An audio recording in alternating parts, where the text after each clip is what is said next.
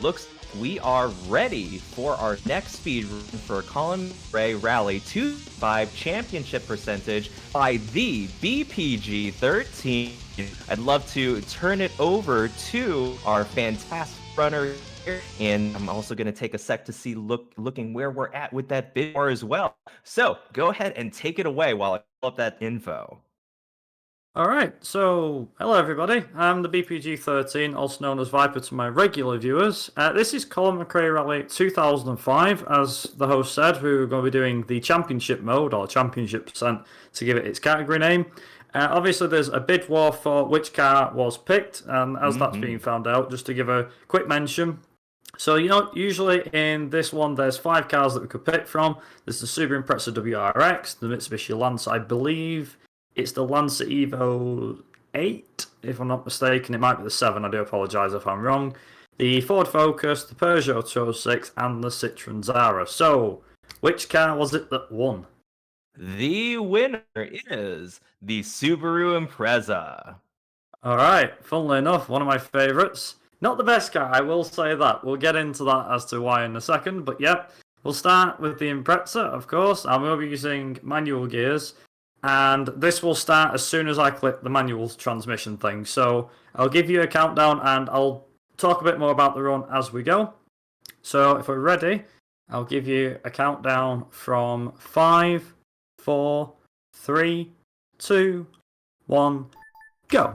Let's go! Okay, so Colin McRae Rally 2005. What is there to explain? Well, if you don't know what rallying is about, for a start, rallying is point A to point B sprint style stages. They're usually set over several kilometres. Now, in this particular run, we have to do 6 rallies. Well, not quite. In fact, there's a funny little catch to it. So, the 6 rallies that you have in the championship normally are as follows, and this is in order. So you have Finland, you have Greece, Germany, UK, Spain, and Sweden. Now, a couple of years ago, when this run was being done, we used to skip Germany and Sweden. And guess what? Things got changed around in the last, let's see, couple of months. As such, the time for this category has come down substantially. So what we're actually going to be doing here is, to beat the championship you need 40 points. You don't have to win all 6 rallies. So that makes this category even faster than what it should be. Now, if I did all 6 rallies, it would probably take me in the region of 1 hour 40, something like that. But because we skipped 2 of the rallies, that actually saves you about 15-20 minutes per rally, making this category as short as it is. Now, I will say for the record that there is going to be a fair bit of corner cutting in Finland. Not so much in the other rallies, but there is a bit in Finland. Finland's also very fast, very frantic at times as well. And to also mention something is that we also have weather that will change everything as well. And also it's full of jumps, so I expect a pretty smashed up Subaru when we get to the end. Now, the Subaru Impreza in question, I believe this is the 2004 model, which would have been at the time, I think it's the Blob-Eye model. I think the Bug-Eye was late 90s, unless I've got them mixed up, I do apologise if I have. So yeah, this was the 2004 Subaru Impreza WRX. Was drove in the World Rally Championship by, I believe, Petter Solberg, en route to, I think it was second in the championship that year. I do apologise if I'm wrong. Again, some of my rallying knowledge may be a bit out of date, so if I do get things wrong, again, feel free to have a go at me for that. So, they did pretty well, I believe, in the stages. One thing you may notice as well is that, as well as doing the corner cuts and everything, that we try and find a way of stopping ourselves quickly at the end of these stages. The quicker you can stop your car at the end of the stage, the faster you can move between stages and service areas. So each rally has 6 stages, apart from Germany and Sweden. We'll get onto them in a second. So every 6, in the 6 stages that you do, you have, I believe it's 2 service areas, 3 if there's a super special stage. Again, we'll get onto that in a minute. Now, in Finland, you have 2 dry stages, 2 wet stages, and then 2 more dry to finish out the rally. Altogether, it brings the rally at around 15 or 16 minutes, there or thereabouts anyway. Now, I did mention a brief 2 seconds ago about how there's a super special stage. Now, you're probably wondering, what's a super special stage? Well, super special stages are a head-to-head like stage, and the head-to-head stages are usually against whoever is in second place in that championship. Now, I'm pretty sure that this is how it worked in the late 1990s, and I'm pretty sure they still do it on some rallies even today. Not as big as the thing as it was in the late 90s, well, I think it was even 80s as well.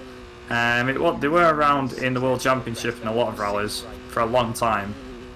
And they were very, like I said, very notable in like one of the many golden ages of rallying, which was... Now, these 2 golden ages of rallying, by the way, you could say there was more, but I personally believe that there's 2 of the greatest eras, and they are the Group B era, which I'm pretty sure a lot of people have heard about by now.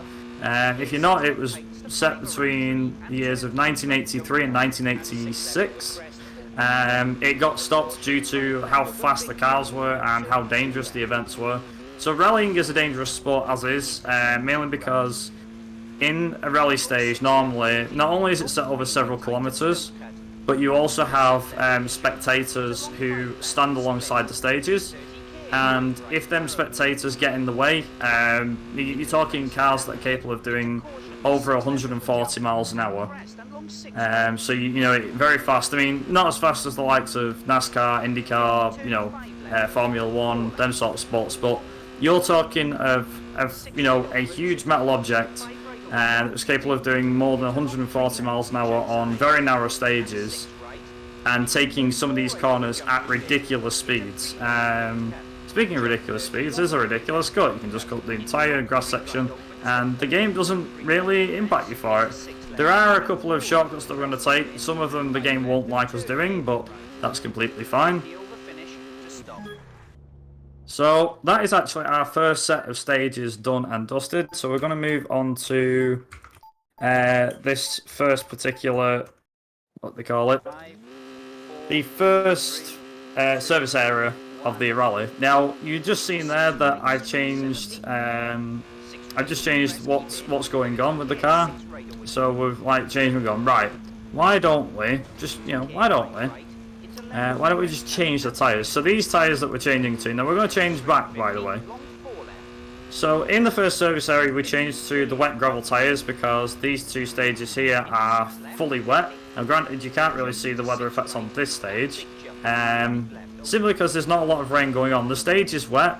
Now, I believe the weather effects vary depending on what refresh rate you have and the display and stuff like that.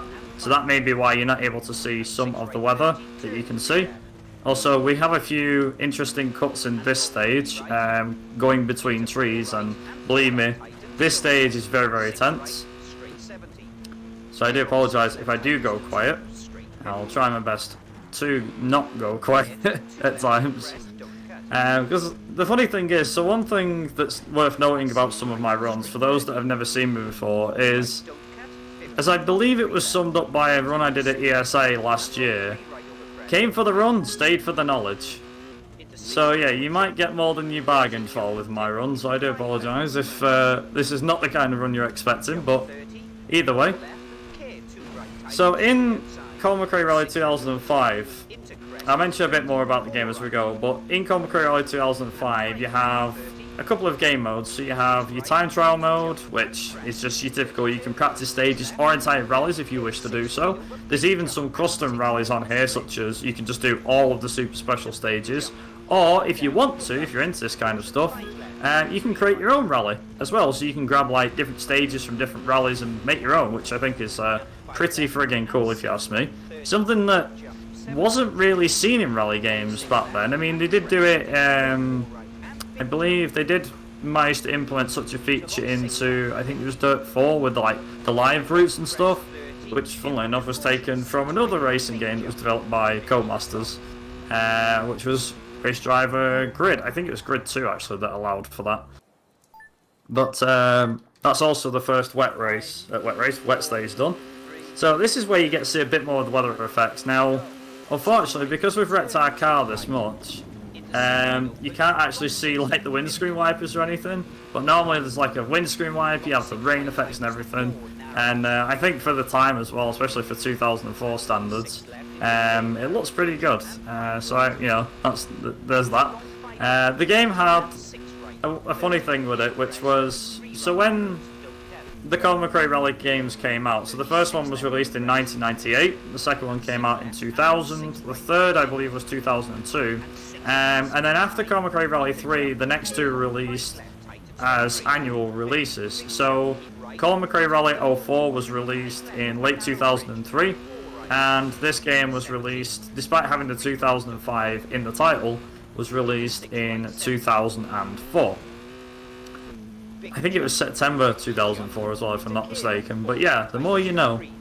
There's even trailers for this game as well, I believe released in some of the other Codemasters titles.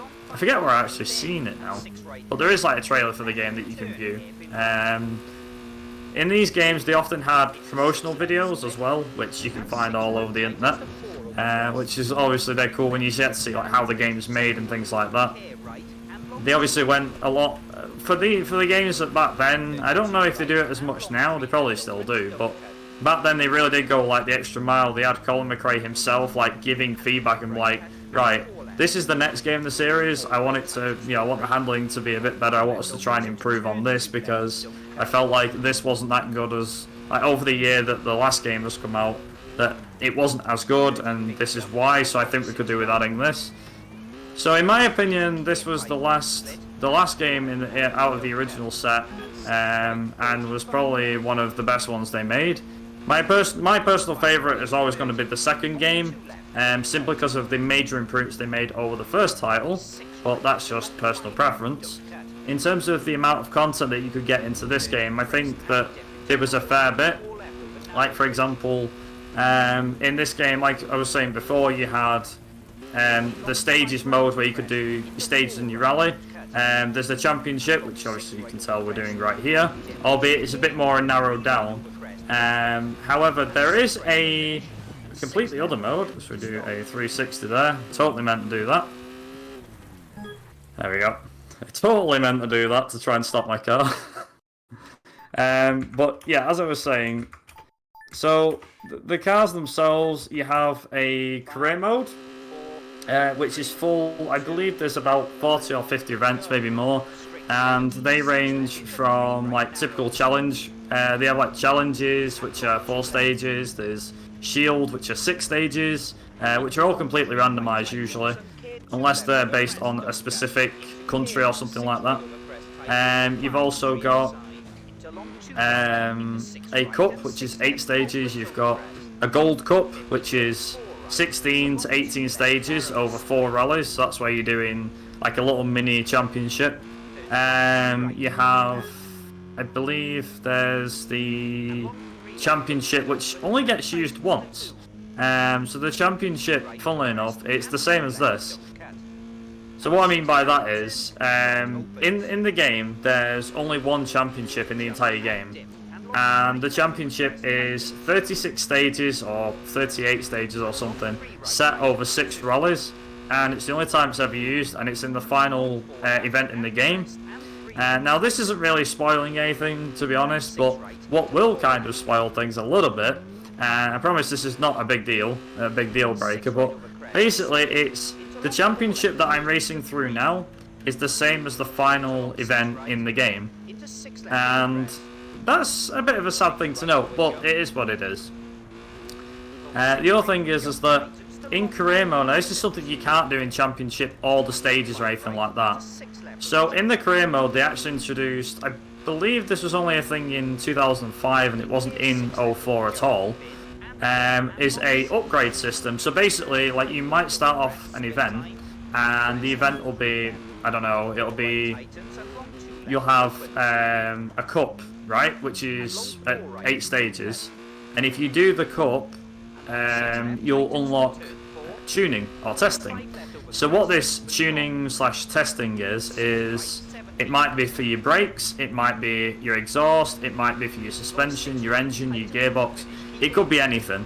They usually narrow it down to 5 categories, I believe. But I think it's pretty cool that such a thing actually exists. So as you go through the career mode, you've obviously got this upgrade system, and like I said, it's a very cool prospect, that's for sure. So if you're ever interested in a game where you upgrade, I think a lot of old games did that back in the 2000s, where you start off with something slow. Need for Speed most notably, you start off with a slow car, and then work your way up to the big fast cars. Kind of the same but different, which is that your rally cars will obviously start off at a select spec, and then obviously as you go through the through the career mode, you can obviously upgrade them, and it's not just limited as well. So speaking of cars, I believe there's 40 cars, maybe more, and they range through several different rallying styles, which is quite cool. So for example, you have four-wheel drive, which you have your Subaru Imprezas, your Mitsubishi Lancer, your Evos, Ford Focuses, and things like that. And then you've got the two-wheel drive cut, which is like the VW Polo, the MG ZR, that sort of thing. Then you've got like a classic section, which includes like the Mini Cooper, the Ford Escort Mark 1, I believe it is. You've got the another, like, I think it's like a vintage section, which has got like the Lancia Delta Integrale and the old Subaru Impreza 22B, that sort of thing. It's a pretty cool prospect. And then you've also got other stuff as well, which is like the Super 2. Also, the car's going to get really wrecked here, so I do apologise. You're going to get like the Super 2-wheel drive cars, which are like the VW Golf GTI or the Renault Clio V6. You've got the Group B era of cars, so you've got the Audi Quattro, the MG Metro 6R4, the Ford RS200, that sort of region of cars. And then finally, you've got the off-road. Now, the off-road are a fun little lot. Not very fast, I'll say that right off the bat. So the off-road are basically like the Land Rover Discovery, the Nissan Pickup, the Mitsubishi Shogun. I think those are the only cars that are in it. But you got like your old typical Safari Dakar style vehicles, that sort of thing. Which, like I say, I think it's pretty cool. You do race through. I believe you actually do a race with every category of car in the career mode. So if it's like variety that you're after, then that's definitely the category to go for. However, if you're after just typical rallying, then Championship is more your bag, I'd say. Simply because of how it works, it's pretty phenomenal. Also, coming across the line now, and that is Finland done and dusted. Now, between rallies, you have this testing, which we're actually going to skip here. So we're going to retire from the rally, like that. And I know what you're thinking. Oh no, he's skipping stuff in there. It's like, no, don't panic, it's fine. We're all good, we're good. So welcome to Germany. Run. When does that happen? I know, skipping rallies deliberately. So this is now that we've got a fully repaired car again. Your car gets repaired after the start of every stage, the start of every rally. Sorry. So now, as you can see, I can kind of show off the weather effects in a bit better detail. So bear in mind, this was 2004 when this game came out. I think this actually looks really good. And for a 2004 game, you consider the games at the time that were out. Granted, you had like Need for Speed Underground 2, but when did you have a game, or not rally game in particular, but what sort of racing games had these sort of weather effects? You can see the water particles on the car and windscreen wipers and the rain running down. It's very, very cool. Very, very cool. But like I said, there's a lot to kind of explain about the game. Like I said, I've been over the car variety, I've been over the game modes and things like that, and the date and everything like that. So there is actually more than 6 countries in the game, don't worry. There's only 6 countries in the championship, but other countries include, you've got Japan, as like I said, you've got the UK, you've got Finland, you've got Spain, there's Sweden's in here, Germany, as you can see is on screen. Where else have we got? We've also got Australia as well, that makes an appearance in here. I think there's 9 countries altogether, so you actually miss 3 out by doing the championship mode, which I think is pretty good how they try to cover all bases with it. So Germany, for the most part, by the way, is pure and simple, it's a tarmac rally. However, there is gravel on stages. Now, tyre choice for this is always an interesting one. So we're just going to try and skip part of this here. Yeah, so tyre choice is always an interesting one. So I will obviously be... I picked the wet tarmac tyres, which means that in wet conditions, wet tarmac tyres and wet gravel tyres, between them, they both shift water from the stage. However, one thing's worth noting, which is wet gravel can obviously shift a lot of water. Again, like I said, so can the wet tarmac tyres, but there's grooves in the wet gravel tyres, which allows the car to grip the road.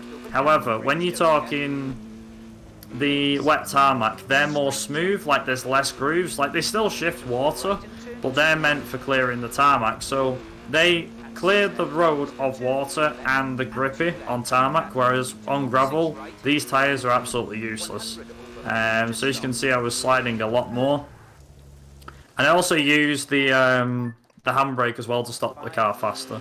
One other thing as well that's worth noting, you may see me driving to the crowd at times. Don't worry, the crowd doesn't get killed and nothing bad happens, so don't worry.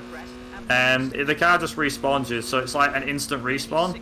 So when you start, when you finish or you get to the end of the stage, if you drive into the crowd, because the car gets instantly reset, it actually saves you a lot of time as you go, which is quite a, like I said, it saves you time, so that's a pretty good thing to have. So, for the most part, Germany, like I said, is mostly tarmac, and unfortunately, I hate to say it, is mostly wet. It's not dry. There is actually two... so, when you're doing this, it's probably worth noting, so you've obviously got... I use the wet tarmac tyres because I believe they grip the stage the most, like they grip it the best. As we can just go right behind here. Now there are little cuts and stuff, by the way, in Germany. There's not that many that I know of, so there probably won't be many. It'll be mainly just going from point A to point B. But yeah, I use the wet tarmac tyres throughout the entirety of Germany, only because of the fact that there's only one, maybe two dry stages in the rally. And if you had dry tyres on a wet track surface, you actually lose a lot of grip. So, for example, wet tyres on a dry track, you slide about a lot, which is what you're going to see in stage 3 because it's dry. But as you progress through a wet stage with dry tyres, it's like driving on an ice rink. But because there's more wet than dry tyres, obviously we're going to leave the dry tyres on the actual, on a car, sorry. The only thing we're actually going to be doing in the service areas, really, is repairing the wheels. Because we don't take a lot of damage, like the car will take maybe some damage from scraping alongside walls and things like that. But for the most part, you won't really need to worry about it. So this game can also be very picky in terms of respawn points. So some of these stages you can cut quite a lot, and then the game will eventually respawn you, but some are very stringent, like for example, on them last few hairpins I've just been navigating, you can't even cut any more than what I just cut, because otherwise the game instantly respawns you. I've tried to find a way around it, but the game just does none of it. Like this, the game doesn't care how wide you go at that particular part of the stage. And also, if you get the car into a spin, it actually makes it a lot easier. So, all I'm going to be doing here is just doing that. Just going to be repairing the tyres. Now, you'll notice immediately, this is a dry stage. I know what you're thinking, uh-oh. Wet tyres, dry stage, we're going to struggle for grip. Yep, we are. We are going to struggle a lot for grip, which is why keeping this on the road is going to be a bit difficult. Not going to be too difficult though, because the thing is, wet gravel tyres have a funny little trick up the sleeve, which is because they've got grooves, you basically drive and get the same as you would a road car. Now this does mean that you'll understeer around corners, you can't brake as much and things like that. But you can still get the car to turn around the corners. It's not the end of the world. The challenge comes like now, which is we're going on to gravel. So these tyres, they may have grooves in them, but they can't shift gravel. Not very well anyway. Which is why tyre choice in this one is very difficult. So this particular corner here, I think it's this particular corner. I could be wrong. One of these particular corners is very sharp, and if you're not careful, you're off the road. Yeah, it's this one. There we go. We're all good. So that particular corner, I often go over the mark. Like, in practice, I was always sliding off, so thank God I did some practice with this stage with the wet tyres and stuff. But yeah, the most part, it's relatively straightforward. We're on dry tarmac with the wet tyres. And the second stage is actually got rain on forecast. So we might be paying the price with the wet tyres for this stage, but honestly, it'll help for the next stage, so we won't really need to worry. One other thing to note as well is you'll notice there's a diagram in the bottom left corner of the screen. That diagram is to show what's damaged and how much it's damaged. Now, in most cases, the part that you've damaged, so say you smash the front of the car, the front bumper, maybe the engine, even the gearbox will get damaged. And the more you damage it, the more it will light up red and eventually black when it's come off completely. The tyres are a bit of a weird one, so the tyres will start white and then they slowly start to go orange, eventually they'll go red. You can never get them to go black unless, unless I believe you can smash the tyres into, like, you smash the car hard enough into a wall, and that will actually that'll actually take the wheels off. So it is possible to completely take out shreds in this game. One other final note as well, and this was again what I mentioned before with the super special stages. So in the super special stages in this game, and this was actually found out by a runner called Zorfkorf in one of the early games. So allow me to just give a quick backstory for how this works. So when Colin McRae Rally 2, the time was being brought down, should I say, for Colin McRae Rally 2, just in general, for the novice, intermediate, etc. One thing was found, which was if you went backwards on the stage into the oncoming car, and providing you had a big enough lead, you could actually still win the rally. And the game would max out your time, and because you've done corner cutting and stuff that much, or because you were quick enough over the entire rally, you could actually still beat the rally. And this actually saved minutes over the run. Like, I think it made the world record go from like a 1:25.05, which was me at the time, to a 1:20.23 by Lucky, who I believe was the guy who set the time. And yeah, so it saved like nearly 5 minutes, which was ridiculous. So it was like, I wonder if this works on later games. I tried Colin McRae Rally 1, see if it worked there. It just disqualifies you and nothing happens. Like, you can't finish the rally at all. You have to restart it on the first game, which sucks because I would have loved to have saved time on that game. But we tried it with Colin McRae Rally 3, 04 and 2005, and turns out that it actually worked. So it was like, that's pretty cool. So we actually get to use this little trick. Not only that, this was also a reason why we decided to include other rallies. So you remember how I said that when we started doing this run, that Germany and Sweden would be the ones that we'd skip, which are the third and the final rally, because we'd win the other four. Well, what we found out was if you do Germany and Sweden, and you do this special stage skip, they're actually faster than two other rallies in the game. Those two rallies being the two longest ones, which were Greece and the UK. So that's why we skipped Greece, because it was one of the slowest rallies in the game. And we're also going to, after we've done Germany, we get to skip the next rally after that, which is the UK. I know, ironic, I'm from the UK. You can have a laugh about it. We get to skip the UK, woohoo! And all of it's bad weather. And we have just Spain and Sweden, which, believe it or not, are actually quite nice to drive. Spain is a bit more technical than Sweden is, but not bad, I will say that. Sweden is, in my opinion, one of the nicest ones to look at. Simply because of the fact that, well, let's just put it this way. When I used to play this game, the original games as well, I was never a fan of Sweden. I hadn't been for years. I always thought, why would I ever like Sweden? It was dead slow, it was snowing, the car would slide. And over the years, I've come round to Sweden.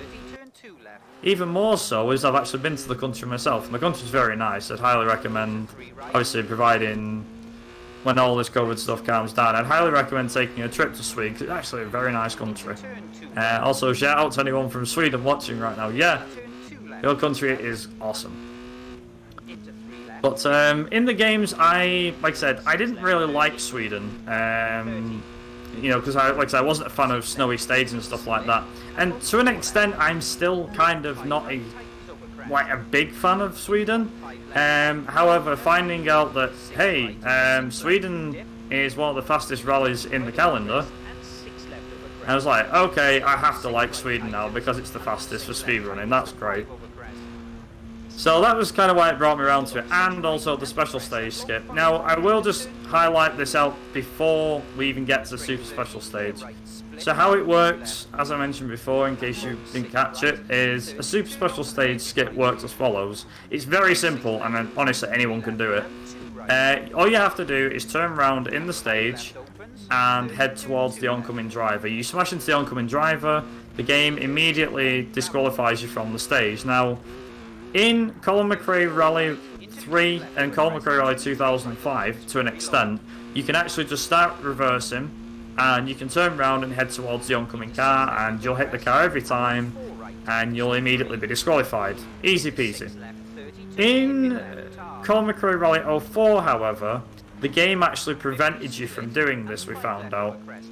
So what would happen is you go to turn round, and the moment you start driving anywhere like a couple of meters away from the start finish line, the game would immediately respawn you going the other way again. Because obviously it doesn't want you going off track. No, why would it? Yeah, why does it have to go off track? Why are you going off track? That sort of thing. The game wants you to play this game properly. We go, nah, we don't want to play this game properly, do we, heck? What's the point? We're speedrunners. We break games. We don't play them properly. So, to the game's obviously like trying to do the right thing, which is it wants to keep you on track. Obviously, we don't want to do that, so it is what it is. Also, my game just crashed. That's not a good thing. Let me see. And while we're working on this tech item here, I do want to keep those donations coming on in. We're just $53 away now, getting a fursuit run of Sonic the Hedgehog later. Thanks to Chimera, who donated $22, who said $1 for each minute up in FFR Pro's Tetris Attack run. Thanks for hosting this for a great cause. Let's destroy that goal. Okay, so unfortunately, because of the game crashing, we've actually just lost all our progress. So this run's going to be a lot shorter. I can actually kind of make this up a little bit. So just to kind of make this up, unfortunately this won't count for anything, but hear me out. So here's my backup plan. Now normally in Championship we go through 6 rallies. Because the game's just crashed, we've wiped all our progress. Don't worry, I've got a backup plan to kind of still fill the time. So because we're pretty much near the end of Germany, we'll just assume the fact that we did Germany, shall we not? I think that might be a good idea. So for the sake of things, just to kind of keep on task with everything, we do actually have a couple of stages that we can do, which are in Spain. Now, with Spain being like it is, it means that we're going to have a bit long. It's going to be a bit of a longer time in Spain, and also to kind of top things off, we're going to be doing the the Sweden Super Special stage. So this is just to kind of maximise things, and hopefully things go okay from now on. I do apologise. This has never happened before, and obviously that's a typical marathon thing to say. But yeah. So just to kind of explain a bit more about the game. So we do, like I said, super special stages in the game. Why that's crashed, I do not know. But in terms of what we have got though, let's say what we have got done. So at this point what we would have done is we would be just doing the last stage in Germany, and we'll be going on to the UK. Now, the UK, we skip anyway, so we would have been in Spain regardless, albeit a couple of minutes behind, but that's fine. So just for the sake of things, like I said, just to keep within estimate and everything, I can do 6 stages, and then we'll count that as Spain done. We'll do Sweden. I'll do the final stage of Sweden as well. And yeah, so you'll get to see a bit more than what you actually bargained for. It'll still be about the same, so we're still going to be doing 6 stages in Spain, 6 stages in Sweden, with the super special stage to finish it all off. So it won't be too much different. It's just that this run won't count for anything, which is a shame. Kind of wish that it didn't happen, but you know, it can't be helped at times. But anyway, as I was saying, so as a whole, the career mode and the championship and everything that happens in this game, a lot of it, like I said, the game was made in 2004, so a lot of things will seem a bit outdated. For example, one of the good things I can give you a bit of trivia about is, so in Colin McRae Rally 2, some of those stages have actually been ripped and put into the next few games. So for example, I believe there's one particular stage in France in Colin McRae Rally 2, and that has actually been cloned and put into Colin McRae Rally 3, 04, and 2005. And as it stands, like I said, it's pretty interesting because you obviously get to do a few other things, which is very, very nice. Also, just gonna it'll do a quick save. That's just fine. Okay, nice. Kind of move on to the next stage. But as I'm going through this and whatnot, as we're racing through Spain, yeah, so you've obviously got like the career mode and whatnot, and the championship, but you have a lot of things that have been ripped from previous games. The funny thing is, they've been ripped from their own games, so I suppose in this case it's fine. Codemasters must have knew what they were doing, and they probably thought that, let's say, most players didn't notice. But I happened to be like literally driving through some of these stages. I was like, huh, okay, this stage feels very familiar. And I played an older Colin McRae and I was like, wait a minute, that's the same stage, but it's slightly different. So the more you know. Like I said, they thought they were being crafty, but they weren't that crafty about it, was they? No. Of course they weren't. It's Codemasters after all. But so with your familiarity with the stages, I know that you're skipping certain countries and whatnot. Do you have a particular favorite stage or favorite country drive? Favorite stage or favorite country drive? So I'm going to be quite bold on this one and say probably have to be Australia. Like, even though you don't see it in the championship normally, the stages on there are very fast, they're very frantic. But there's something about those stages that I very much enjoy. I do enjoy the Spanish rally, the Spain rally. Like the Spanish rally, Spain rally, same thing. Which we're currently doing at the moment. But as in terms of like a particular stage, I couldn't probably give you one. I mean, if I could say the super special stages, because we get disqualified from them on purpose, then I'd probably throw that one as a hat in the ring. But I couldn't really give you one, to be honest. It's kind of it's tricky to say, really. It just goes so fast. Yeah, that's what I mean. Yeah, everything flies by so quickly, so you just never know. So for those that are probably just tuning in as well, the championship run that I was doing, it has unfortunately crashed and we did lose our progress. So rather than, like I said, rather than just restarting the whole run again and to stop, you know, bringing it up to scratch and everything, do like, oh, another half an hour and so on. We're just going through the first 6 stages of the rally. So you'll notice that pretty much most of the stages that we're doing right now anyway, well, the first 6 stages of the Spanish rally, when you go into the single player mode, they're actually the same thing. They're actually the same stages that we do. Now, some of these will be different weather to what we usually do, but most of them are all the same weather, which is just nice and clear, nice and sunny. But yeah, unfortunately, that's what happens sometimes with speedruns, and I will remember next time to have free and autosave enabled, because I didn't this time around. So note to self for the next time, have autosave enabled, damn it. Anyway, apart from that, I do apologise for the cock-up. This is to kind of still give you a bit of rallying entertainment to the end of it. But just to kind of mention a few things, so like I said, there is cheat codes, which is what you probably would expect in an old rally game as well.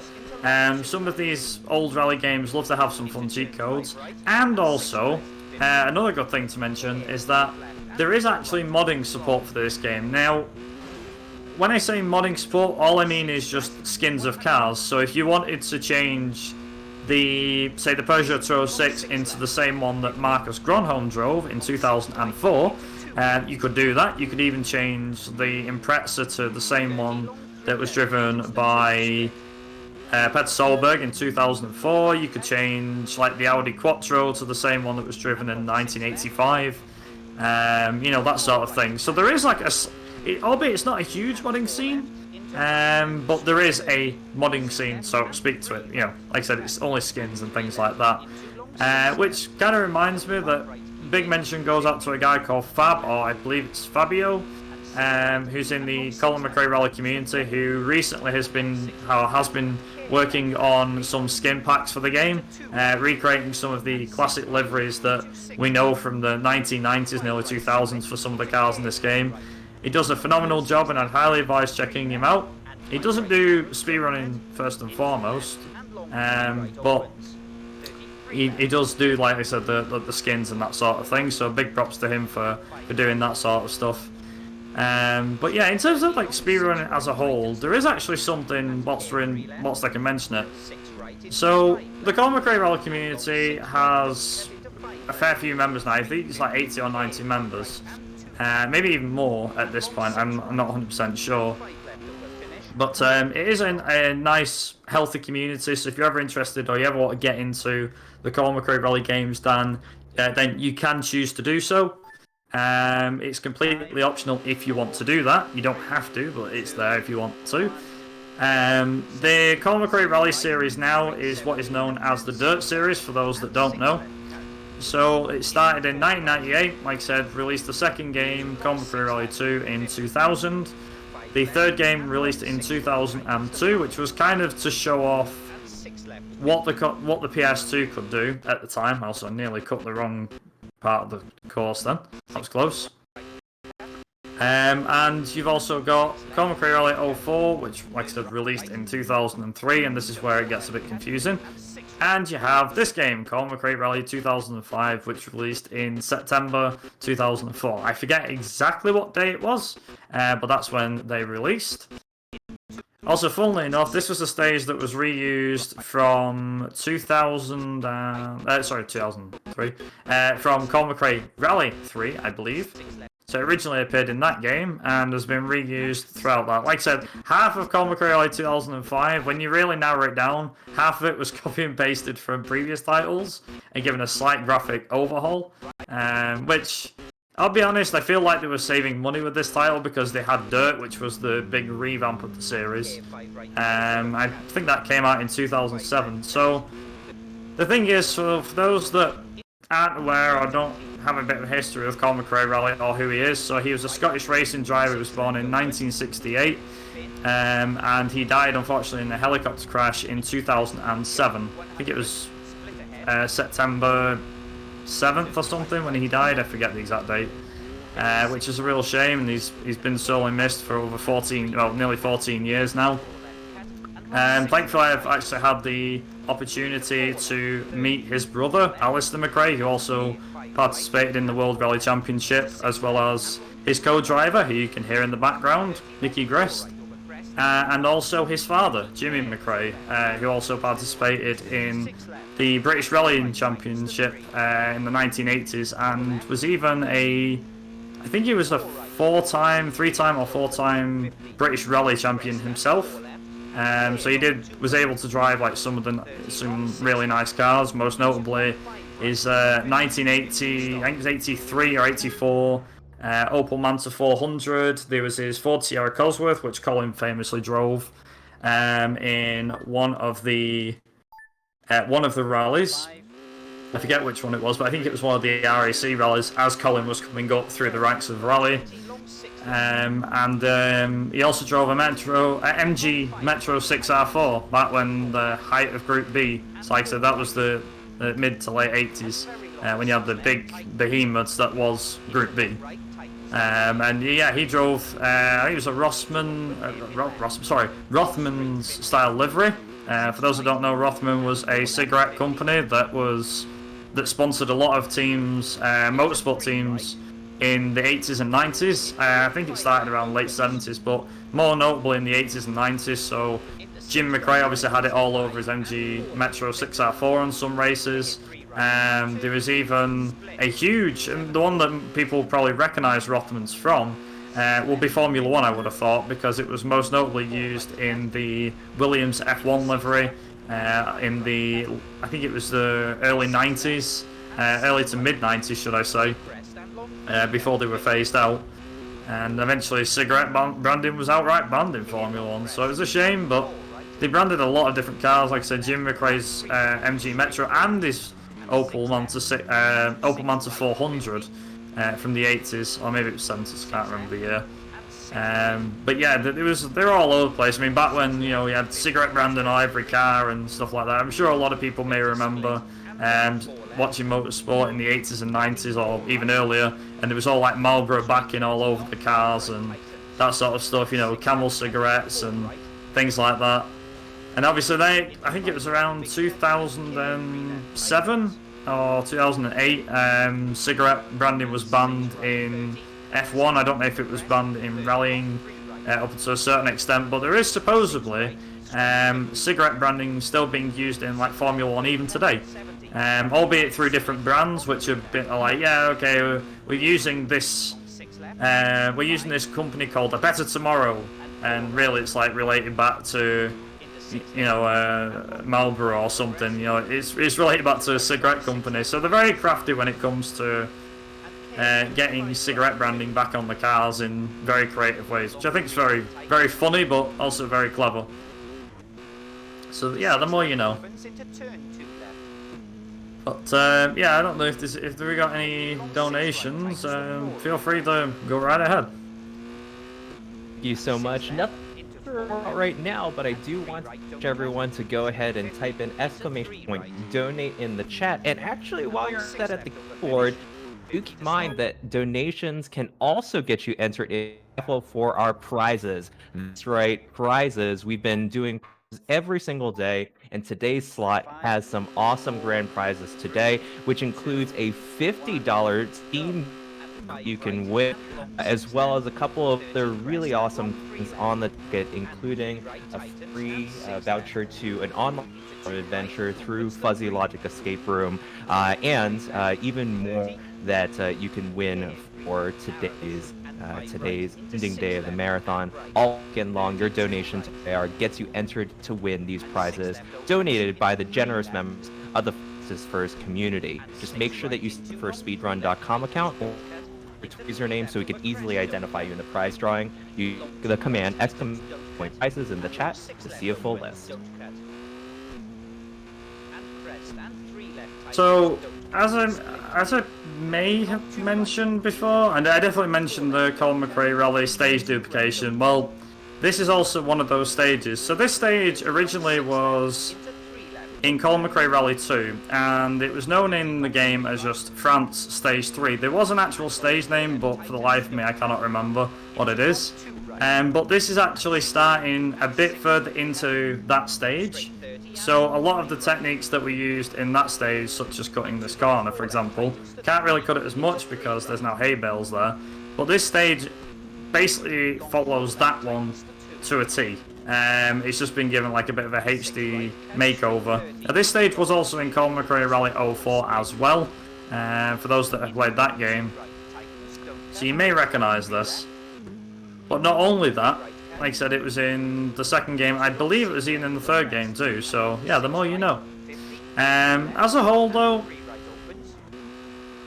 you know, like I said, you've got all these different stages and things like that, which is quite interesting. The weather effects, again, as I mentioned, are very, very cool. As such, we'll be doing, like I've said, so after this stage is done, I will be going into the Swedish Rally, because that's about where we should be, moving into this point in the marathon, in the run itself, should I say. And we'll be doing all the stages with randomized weather, so I'm just going to let the game decide what weather it wants to give me. So we might be getting snow, we might just have typical clear dry sky. Now the funny thing is, in most rallies, I think it's actually every rally apart from Sweden, the weather effects are normally set to either clear, cloudy or rain. When it rains, it's usually like a thunderstorm, that sort of rain. However, in Sweden, as you might imagine, it's completely different. It's more like clear, cloudy, or blizzard. And when you have a blizzard, you know about it. Let's just put it that way. You really know about it. Also, that is Spain done and dusted. And I'll just go over to Sweden. So we'll head over to Sweden. Like I said, I'm going to do the Swedish rally. So there's a couple of the rallies, as you can see. And we're going to let the actual rally itself. Let me just see if I can randomize the... Oh, no, I can't. I don't think I can. Let's see. Yeah, there we go. Got it there. I guess it doesn't randomize it. I thought we could randomize it. Never mind. So we're going to do the first 6 stages of Sweden. Albeit it'll be on clear, which is not what I wanted, but oh well, never mind. So Sweden is, obviously, it's full of snow, isn't it? It's Sweden. Don't worry, for those that are wondering, wait, is Sweden always full of snow? In the rally games it is, but in real life, no, it's not. Maybe in the winter, you get a lot of snow. But it's very famous as well, like the Swedish rally as a whole is a very popular event with fans and drivers alike, due to the challenge of, well, the snow, as you might imagine. Now, obviously I can show off a couple of little things as well, so we have got an onboard camera view. You can't really tell from this view, to be honest. I kind of wish I had the, oh, there you go. No, the windscreen wipers work. Okay, I didn't think they were gonna. I was actually, for a second, I was like, these ain't gonna work, are they? Also, how to wreck a car the fast way. 120 miles an hour. Was it 130? So normally in the run, normally, you had this stage in snowy conditions. It's not usually dry, it's always wet. Oh, sorry, it's always snowing, you know, so it's always foggy. There's a blizzard blowing, so that probably explains why I'm up on my personal best, but regardless of that, it has a lot to offer, Sweden. Like I said, it's very technical, very challenging, that sort of thing, as you might expect. And it's very fast too, so the stages do vary in length. A lot of the stages are usually, so like, your average stage time in this game is usually around between 2 to 3 minutes, maybe 4. I don't think there's any stage that is longer than 4 minutes. Like the AI will do it in 4 minutes or something like that, but you could probably do it in 2.5 to 3, something like that. Also, just to stop the car faster. Nice. Very nice. And like I said, as promised, I will do the super special stage, which is coming after. So just to make sure that there is 7 stages in the rally, we'll do 6 stages here, and then we'll go and do the individual super special stage. Now, I'd like to show you what happens when you do the stage skip in that, but unfortunately I can't. But that's, which is a real shame. Like I said, the run kind of killed itself, but never mind. But yeah, it does. Like I said, the super special stage thing is fairly simple to do. Anyone can do it and give it a try. I'd highly recommend you do so if you can do it. It's not very difficult to do, but like I said, would definitely recommend it. And as far as I can tell as well, I don't like I said, I don't know why, but it's like I said before. So the Germany super special stage, okay, it's the same as what you get in Colin McRae Rally 3. When you start the stage, you turn around and you drive backwards. And as soon as you drive backwards, that's it. You drive backwards, you head towards the oncoming car, boom, disqualified. Easy. Now, in the Germany one, sorry, in the Sweden super special stage, it works like it would in Colin McRae Rally 04, which is, right, here's a stage Here's a super special stage that you can do. Your opponent is on the other side of that. You know, your opponent is on the other side of this stage. Get disqualified. Oh, but you can't go back any more than a couple of meters. That's how the game works. It's very strange why they allow you to drive in the oncoming direction for this game, but not another one. It is very, very bizarre. But yeah, it is what it is. Not too bad.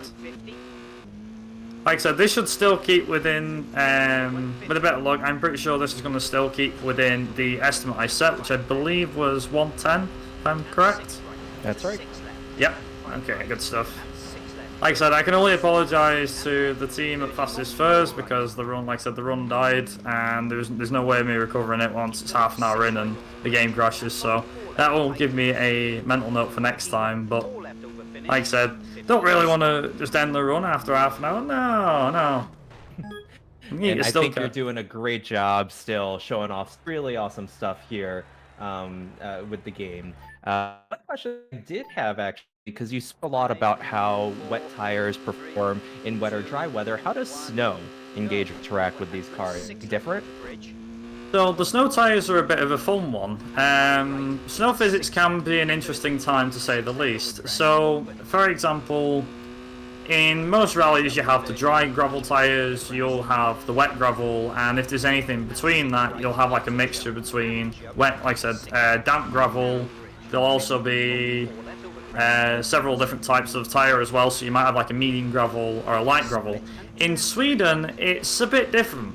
So you have an ice tire, a snow and ice tire, a gravel and ice tire, and then like a light snow tire. So yeah, I think there's like 4 or 5 different options of tire that you can choose from. Me personally, I always pick the ice and snow tire when doing runs because I feel like whether I'm on ice or whether it's snow that I'm on, the car will still grip to the road, and most of the stages are ice or snow. Also, I may have gone a bit off course there. Thank God for the game reset me. So like now, for example, I'm driving on ice. So whatever tyres I've got on right now might not be good enough for the job. Whereas if I have ice and snow, they actually work well on both this sort of surface and also the snow surface that you drive on normally, which is pretty cool. The gravel one though is a bit of a tricky one. So, for example, I've used the gravel and ice tyre before, and the gravel tyre is atrocious on snow. It just isn't very good. Like, the ice tyre is okay on snow, albeit you slide about a lot because it's trying to dig into the ice, even though it's snow, it's trying to dig in and grip to something that doesn't have a lot of grip anyway. It just doesn't seem to work, whereas you've obviously got the other tyres are like, right, okay, so the gravel tyre, in my opinion, the gravel tyre is actually the most useless one. Simply because of the fact that you have not a lot, like, not in half the stages in Sweden, the gravel isn't even the factor. Like, maybe 1 or 2 stages there is. But for the most part, nah, you don't really have to worry about it as much.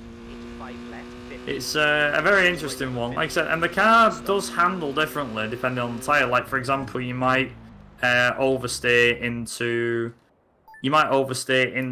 a particular corner or something like that, because you never know what you might get. Yeah, you might oversteer into some corner and then you might just not be able to stop into another. It really depends on what track surface you're driving on, and obviously what tyre you've got on. I should also mention as well, if I haven't already, Sweden's very bumpy. There's a lot of bumps. It's nearly as bad as Finland. I guess because it's next door to Finland, it works, but in this game, yeah, maybe not so much.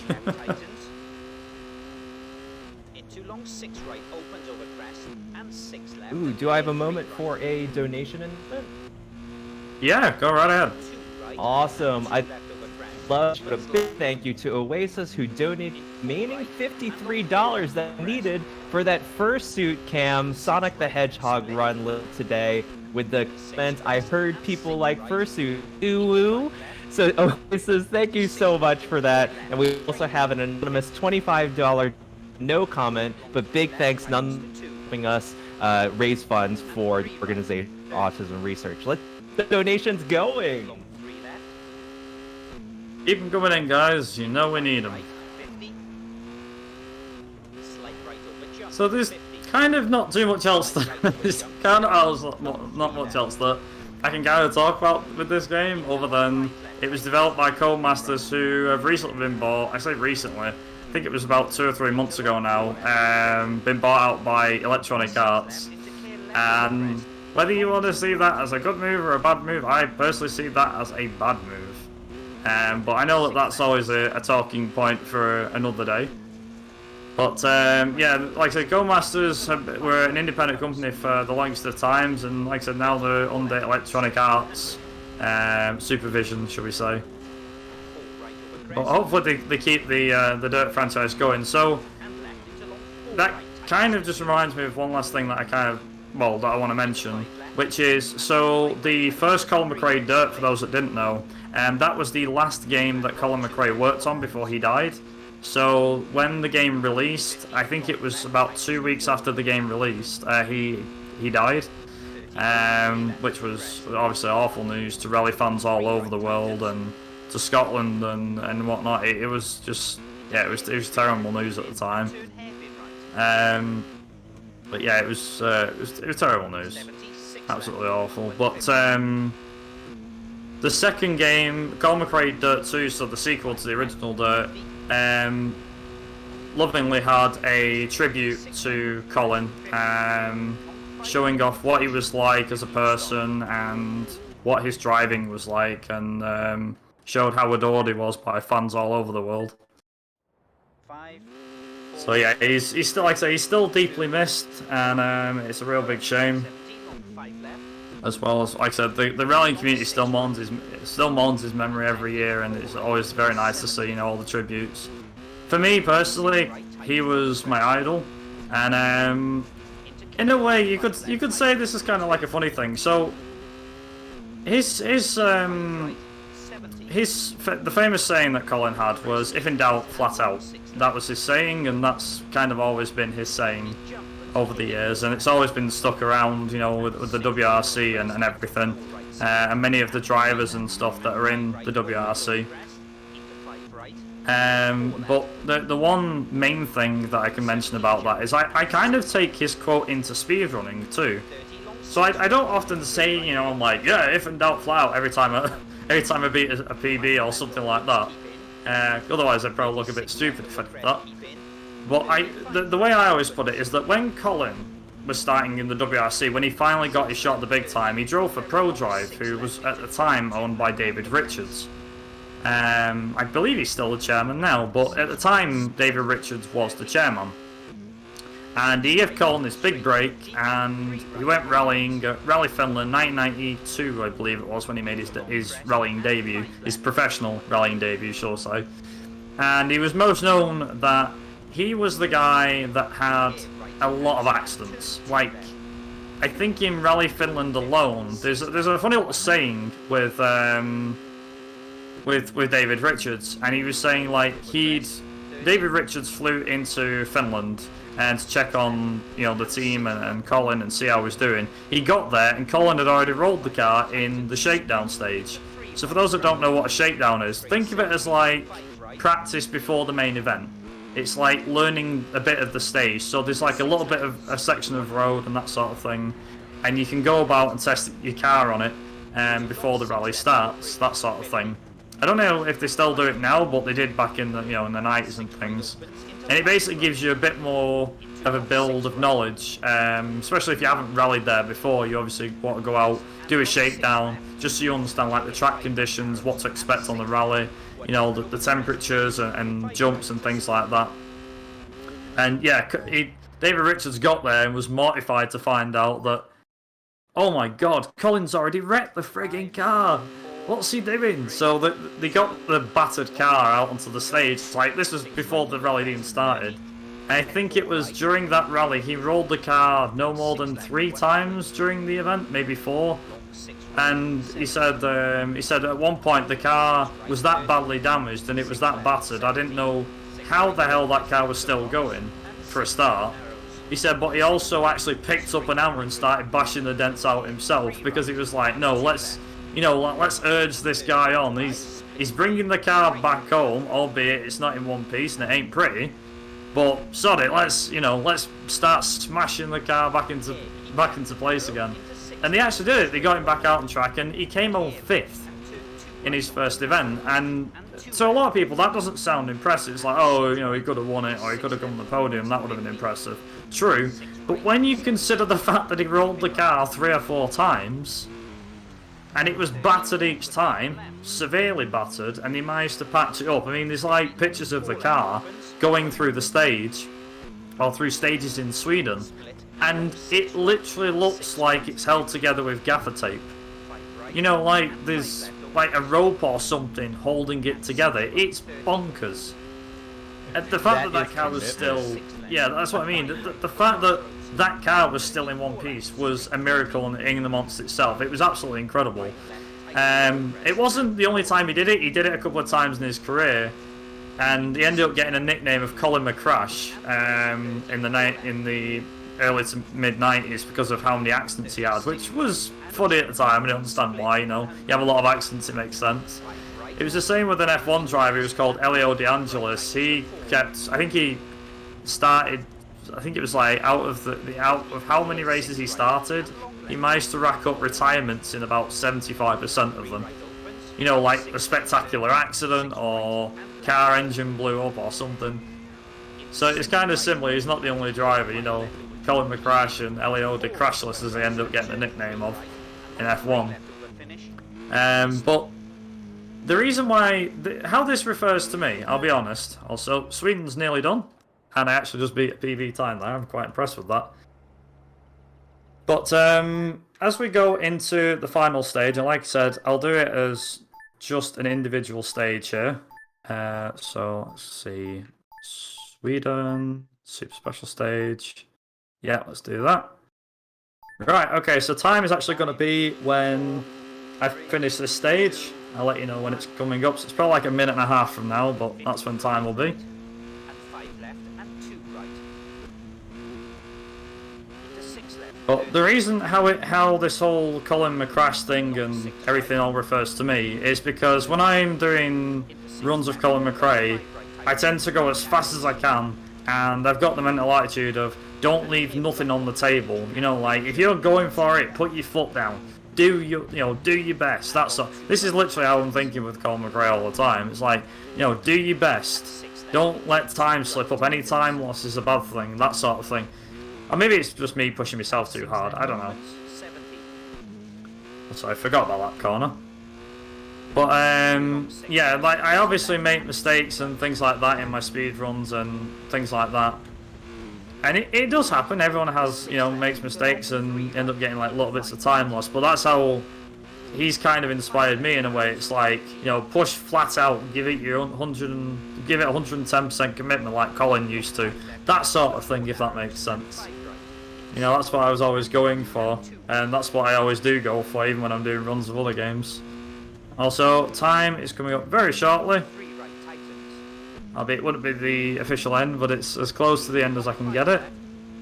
And 3 right opens long. Nearly there. And 6 right and 5 left. Straight 100 over finish to stop. And time. Wow, there we go. Excellent job. Chat, let's bring up the hype there for the BPG13, aka Viper, for a really awesome run. Thank you so much for showing us some really great car work there, and definitely great job on the compromise as well. Any shout outs that you'd like to be able to share to the chat and to watching the Just a few little brief shout outs. Obviously the entire Colin McRae Rally community, who has been going strong for a good few years now, and without them guys, the community probably wouldn't be as big as it is, and the records wouldn't have been busted, glitches wouldn't have been found, and stage cuts and things wouldn't have been found if it wasn't for those guys, so big props to them. But also as well to me general, my community in general, who have been there to support me through thick and thin, especially through the pandemic and through the hard times and everything. And I just also want to say as well, last thing, which is thank you to Fastest Furs for you guys for organising this marathon and for allowing me to run it once again. Again, I do apologise that we had a run that was about half an hour in before the game crashed and I lost all the progress. So that'll teach me for the next time. And I know that next time I do a run of this, they enable bloody autosave because I didn't. It is a bit of a risky thing to not have an autosave enabled, and I thought maybe I didn't think the game was going to crash. So now that I know it can at any time, obviously having autosave enabled will be my saviour for the next time. And thanks to those that did donate for the Subaru. I'll just quickly mention as well that the fastest two cars that could have been picked are the Ford Focus and the Citroen Zara, for those that don't know.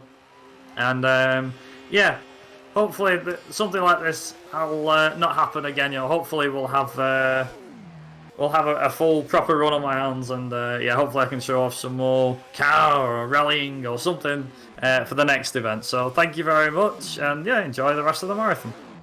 All good. Thank you so much. And once again, you did an impressive job. And I and everyone watching the marathon was super impressed with all of the commentary, the lore, the history. It was amazing how you could just wrap all that stuff out and play the game impeccably well. So really good job. And thank you for the awesome show today. No problem. Thank you very much.